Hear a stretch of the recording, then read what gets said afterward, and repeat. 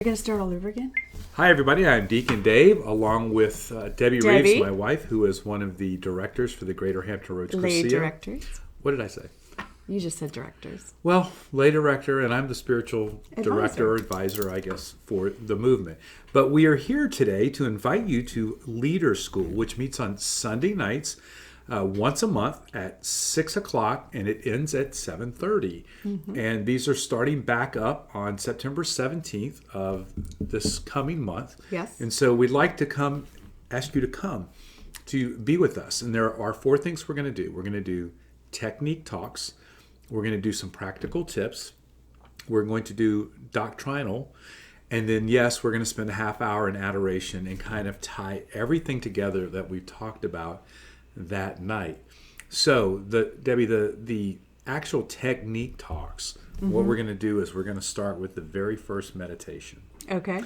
And we're going to walk through the entire weekend, talking a little bit more in depth each time we meet about what that meditation or that talk really means. But why is this talk on Thursday night for? Why is this the first talk? How does it connect with the theme for that day? And how does it kind of set things up? So we were hoping to give everybody a deeper understanding of the connectivity of each of these talks, because we've all heard these talks, right? Yes.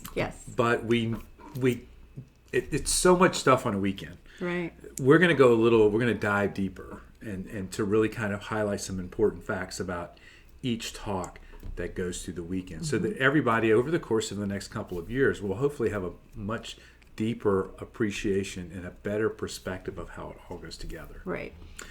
And then this is the one Debbie would be the practical tips. How to work a small group. Right. What are the do's and don'ts of a talk? Right. Those sort of practical things that we would want you to know about being on a week. Like we just did with the women's team, we came up with a theme, right? Right. So how do you go about coming up with a theme? It's not voting, okay? We work the room with the Spirit, and then the Spirit, through everyone, decides what the theme is going to be. Voting is not a good thing. What does team formation look like? And what do you think about the new team formation, Debbie?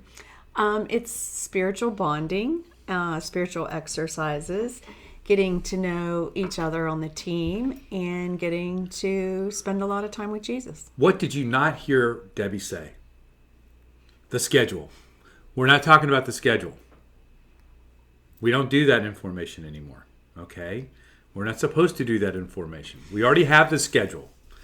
It's all about, like you said, getting closer to one another in Christ and getting closer to Jesus himself. So we have done a lot of cool things already as a part of the formation that I think you're really going to be interested to hear, and might make you excited about being on a future team. Because we can already tell that the men and the women who are in formation now are growing closer together, and it's been very Well impactful. received. Yeah, because if we're going to be prepared to go on the weekend, then we need to be close with one another and close with God. But that might be something you would hear in terms of practical tips. Now, what about doctrinal stuff? What about it? We're getting that from the Catechism of the Catholic Catholic Church. And so we'll picking paragraphs that sort of connect with maybe everything else we're doing that night. And so we're going to go into the church teaching and understanding of things this night as well. So we'll spend an hour on these three areas. You'll get a quick update on what's going on in the committees, probably starting in October, because we've reset them. And then we'll spend a half hour with Jesus. So we'll start at 6, end at 7:30, but it's going to be packed full of a lot of stuff that's going to help you in your spiritual journey. Right. And you have already met with all of the committee chairpersons Yes. and gone over their task and their responsibilities. And this is really important because for some of you who came to Leader School last year, we got everybody back together for the first time in a long time, which is really quite beautiful. But I also think that we ran out of the gate so fast that we forgot to plan what we were doing. And so we have taken the time this summer to really plan and to lay out something that's going to work for us over the next 2 years. So part of that is the committees You don't have to be on a committee if you come to Leader School. Correct. But if you want to be on a committee pre or post Cursillo or Cursillo, you can. So you can be involved in that any way you want. But the reality of it is, Debbie, is that Leader School is to help people to prepare to be on the team and to be leaders during a Cursillo weekend. And so if you want to continue this journey, and I hope you do, right, because we don't want to stop our journey with Christ, then coming to Leader School is very, very important. So we are inviting you to do exactly that. Anything else, Debbie?